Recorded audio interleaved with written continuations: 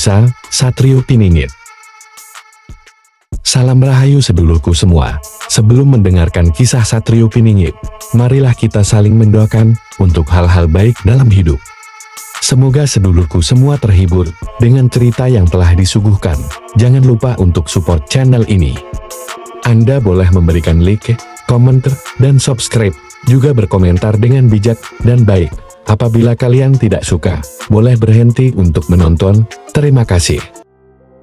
Kitab Satrio Piningit.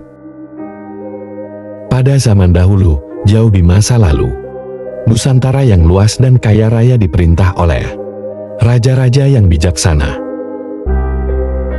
Namun, seiring berjalannya waktu, muncul sebuah kekuatan gelap yang berniat merusak keharmonisan alam dan merampas kemakmuran bumi ini. Kekacauan mulai merajalela, dan dunia terasa berada di ambang kehancuran. Di tengah kegelapan ini, sebuah ramalan kuno muncul yang mengatakan bahwa seorang pahlawan yang dikenal sebagai Satrio Piningit akan muncul untuk mengembalikan kedamaian di Nusantara. Satrio Piningit, sang pemuda yang tersembunyi, adalah sosok yang akan muncul hanya ketika dunia benar-benar membutuhkan pertolongan. Namun, sebelum memulai perjalanannya, ia harus menemukan kitab yang berisi jurus-jurus sakti yang akan membantunya dalam perjuangannya. Kitab ini dikenal dengan nama Kitab Satrio Piningit, sebuah kitab yang konon diturunkan oleh para leluhur Nusantara yang memiliki pengetahuan tentang kekuatan batin dan hubungan antara manusia, alam, dan Tuhan. Kitab tersebut tidak hanya berisi ilmu peran, tetapi juga filosofi kehidupan yang mendalam yang menekankan pentingnya keseimbangan dan kebijaksanaan dalam menghadapi setiap tantangan.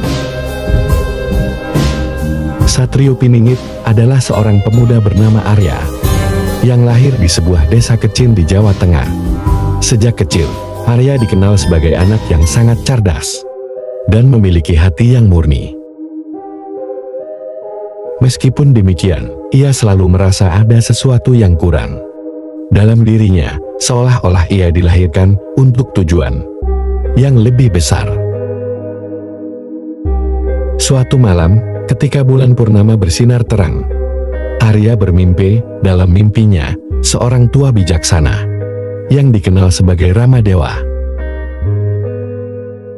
pemimpin tertinggi dalam keilmuan spiritual Nusantara, berkata kepadanya, "Anakku, waktumu sudah tiba. Kamu adalah Satrio Piningit yang dinanti-nanti oleh Nusantara. Kitab yang akan membimbingmu ada di tanganmu, tetapi kamu harus menemukannya." Kitab itu terletak di bawah tanah-tanah Sunda, disimpan di dalam sebuah gua yang dilindungi oleh para penjaga. Arya terbangun dengan perasaan yang campur aduk. Tanpa membuang waktu, ia mulai mempersiapkan diri untuk perjalanan panjang yang penuh dengan bahaya. Ia meninggalkan desanya, mencari petunjuk yang lebih jelas mengenai lokasi gua yang dimaksud. Dalam pencariannya, Arya bertemu dengan banyak orang dan belajar banyak hal tentang dunia ini. Setiap pertemuan menambah pengetahuan dan kekuatan batinnya. Pada akhirnya, setelah perjalanan yang panjang dan penuh perjuangan, Arya sampai di tanah Sunda, tempat yang dipercaya sebagai lokasi gua yang menyimpan Kitab Satrio Piningit. Di sana, ia harus melewati berbagai ujian yang menguji keteguhan hatinya serta keyakinannya untuk menjaga kedamaian Nusantara. Gua Merapi, tempat kitab itu disembunyikan, dikenal sebagai tempat yang penuh dengan bahaya. Tidak hanya dipenuhi oleh rintangan fisik, tetapi juga oleh ujian batin yang berat. Ketika Arya memasuki gua, ia merasakan suasana yang begitu mencekam, seolah-olah ada kekuatan yang mengawasi setiap langkahnya. Di dalam gua, Arya bertemu dengan seorang penjaga yang sangat tua, seorang pertapa bernama Mbah Sadajiwa. Mbah Sadajiwa adalah salah satu dari sedikit orang yang mengetahui tentang keberadaan kitab tersebut. Ia berkata kepada Arya, jika kamu ingin mengambil kitab ini, kamu harus melalui 3 ujian besar, ujian diri, ujian kehidupan, dan ujian keseimbangan. Hanya mereka yang lulus ujian ini yang dapat menguasai kitab Satrio Piningit. Ujian pertama adalah ujian diri, di mana Arya dihadapkan pada ilusi yang menggambarkan dirinya sebagai seorang pahlawan yang tak terkalahkan. Ia dikelilingi oleh kemewahan, kekuasaan, dan pujian dari orang-orang, namun Arya menyadari bahwa semua itu hanyalah godaan. Dengan hati yang murni, ia memilih untuk tetap rendah hati dan tidak terjerat dalam kemewahan duniawi. Ujian kedua adalah ujian kehidupan. Arya dipertemukan dengan gambaran berbagai penderitaan yang dialami oleh rakyat Nusantara akibat dari kejahatan yang merajalela. Ia menyaksikan kesedihan dan kerusakan yang ditimbulkan oleh pemimpin yang serakah dan penyihir jahat yang merusak alam. Dalam ujian ini, Arya harus memilih apakah ia akan mengejar balas dendam atau berjuang untuk kebaikan.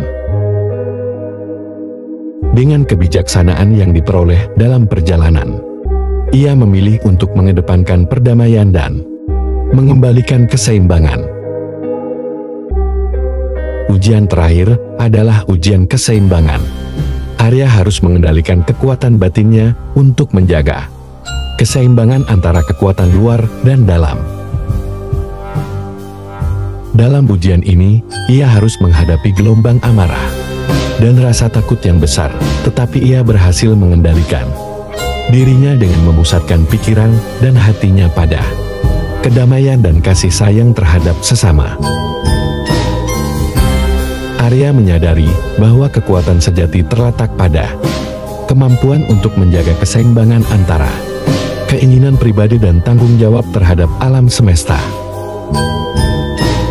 Setelah berhasil melewati ketiga ujian tersebut, Mbah Sadajiwa memberikan kitab Satrio Piningit kepada Arya. Kitab itu tidak hanya berisi ilmu bela diri, tetapi juga ajaran-ajaran spiritual yang mendalam. Dalam kitab tersebut, terdapat berbagai jurus sakti yang mampu mengatasi segala bentuk kejahatan, baik yang bersifat fisik maupun yang bersifat batin. Namun, lebih dari sekadar jurus, kitab itu mengajarkan bagaimana menjaga keseimbangan antara kekuatan, kebijaksanaan, dan kasih sayang. Arya kemudian memulai latihan dengan tekun. Ia menguasai setiap jurus, tetapi ia selalu mengingat pesan dalam kitab bahwa kekuatan harus digunakan dengan bijaksana dan hanya untuk tujuan yang mulia. Dalam setiap latihan, Arya semakin memahami makna dari Satrio Piningit bukan hanya sebagai seorang pahlawan yang bertempur, tetapi juga sebagai penjaga keseimbangan dunia. Dengan kitab Satrio Piningit di tangannya, Arya kembali ke dunia luar dan memulai perjuangannya untuk Nusantara. Ia mengusir para penjahat yang telah merusak tatanan alam, menghentikan penyihir jahat yang ingin menguasai dunia, dan menegakkan keadilan di setiap penjuru Nusantara. Namun, dalam setiap pertempuran, Arya selalu mengingat bahwa kekuatan sejati bukan hanya untuk menghancurkan musuh, tetapi untuk melindungi mereka yang lemah, membimbing mereka yang tersesat, dan menjaga keharmonisan antara manusia dan alam. Pada akhirnya, Arya dikenal sebagai Satrio Piningit, pahlawan yang muncul untuk memulihkan Nusantara. Ia tidak hanya menguasai jurus sakti, tetapi juga mengajarkan kepada dunia pentingnya keseimbangan, kedamaian, dan kebijaksanaan. Kitab Satrio Piningit tetap menjadi warisan abadi bagi generasi penerus, sebagai petunjuk hidup yang mengajarkan bahwa kekuatan yang sesungguhnya bukan terletak pada kekuatan fisik, tetapi pada kemampuan untuk hidup dalam harmoni dengan dunia, alam, dan sesama.